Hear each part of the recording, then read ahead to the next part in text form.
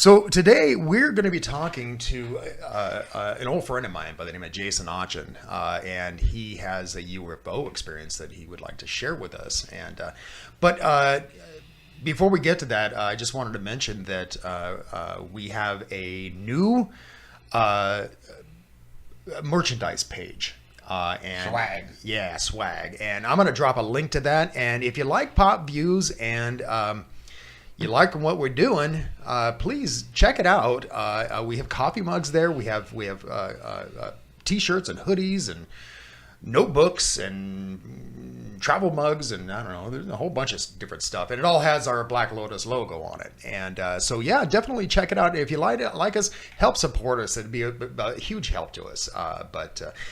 Anyway, but Ralph and I have had personal UFO experiences, Couple for both of us. encounters, yeah, and we even experienced one together at one time, which I don't know if you can actually call it a encounter, but I mean it was a time loss thing, and I'm kind of convinced that it was an abduction thing, and we just don't remember. So I'm gay. It could be. Well, I don't know. You were gay before that. Oh, as damn. I recall.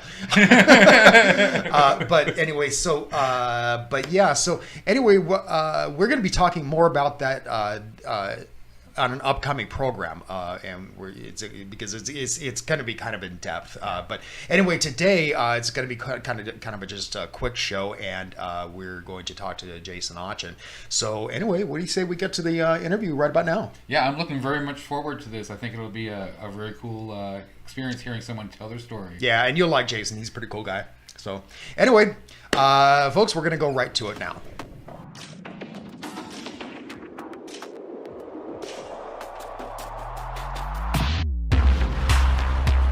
Conspiracy theories, the paranormal, UFOs, aliens, and all things strange and unusual.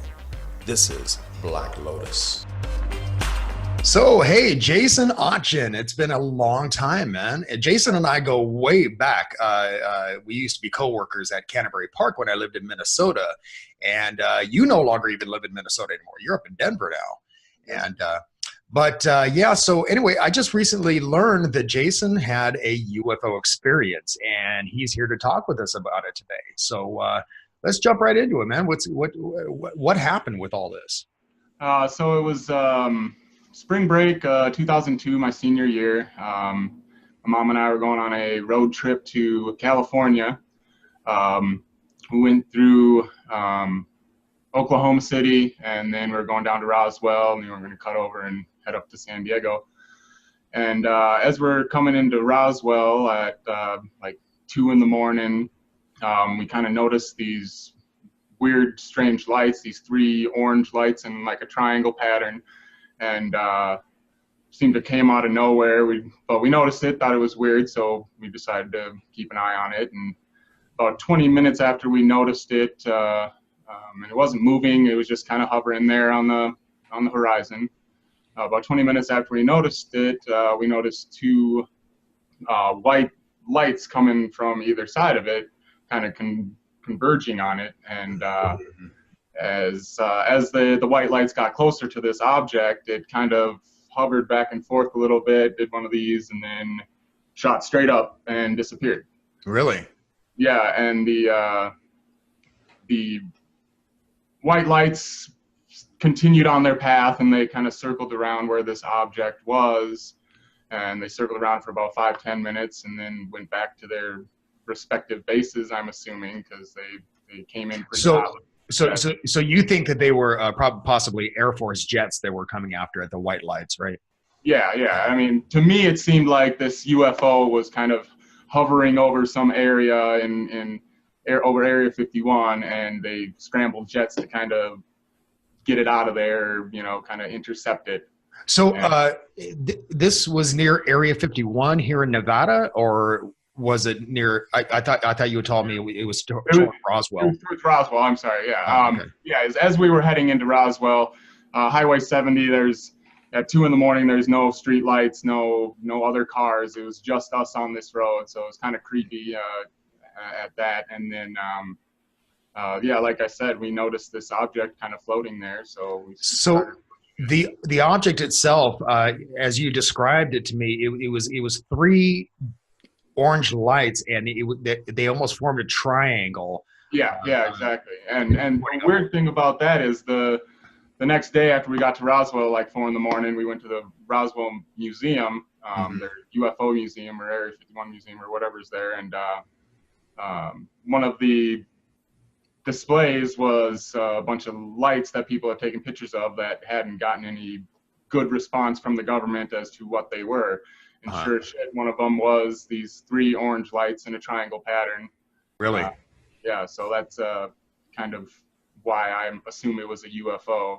Yeah. So did the 3 lights move at the same time simultaneously, or they seemed like they were attached, or did they seem like they were? Seemed like they just kind of moved like this around, and then like I said, once the jets got closer, it kind of did one of these things and one of these things, and then kind of side to side, straight up, and disappeared within seconds. That's weird. Yeah. Could you estimate how big it was, like how far the lights were apart?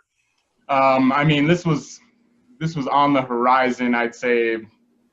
Compared to the white lights from what I assume were military jets, I'd say it probably had to be about 4 times the size of a military jet. Wow. Yeah, so it was pretty big then, I assume.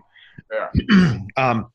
So, I've always known you to be kind of a very down to earth kind of guy. I mean, you're not prone to conspiracy theories and that kind of thing necessarily. No, not at all. I remember having a conversation with you about time travel once, and you were pretty adamant about the fact that it's impossible, And so with that in mind, what do you think about the possibility of alien life forms visiting here after your experience? And do you think it was actually an alien craft, or do you think it was something that was man-made?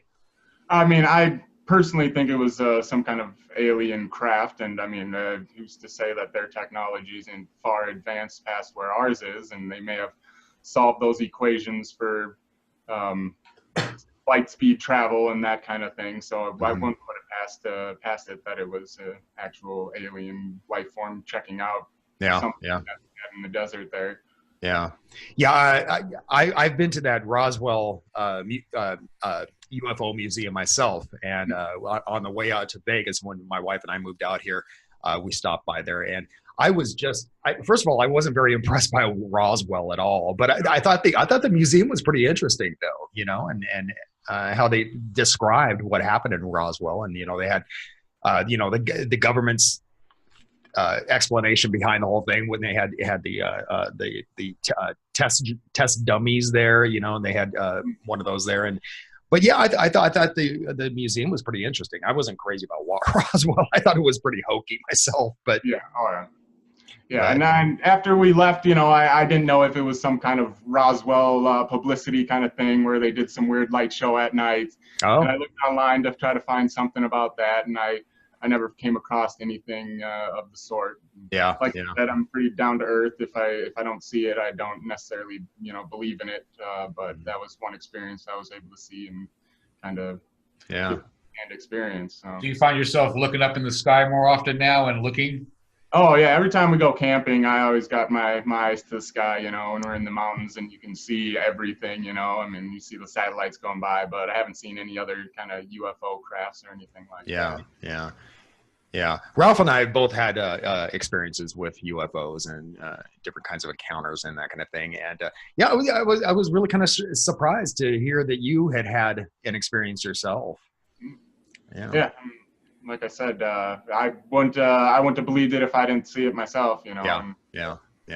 I was the same way before my encounter. I didn't believe in UFOs. I thought it's preposterous to think that they would travel all this way, and even the idea that they could. But until my experience, and now I'm a firm believer in this stuff, But anyway, this is going to be a quick interview today, man. We got to get out of here because we're on a time limit. But you know what? Thank you very much for joining us today. It was really a pleasure to talk to you again. Folks, thank you also for watching, and thank you for listening on our audio podcast. And we will be back again on Thursday. I don't know what we're going to be talking about, but we're in a couple of days, we'll be back again. And then we are doing a follow-up to this on Saturday. It's going to be one of our longer shows, and it's going to be about our personal experiences with our alien encounters and that kind of thing. But anyway, until then, keep thinking and question everything. Hey, don't forget to like and subscribe and click that little bell so you can get a reminder every time we upload a new episode.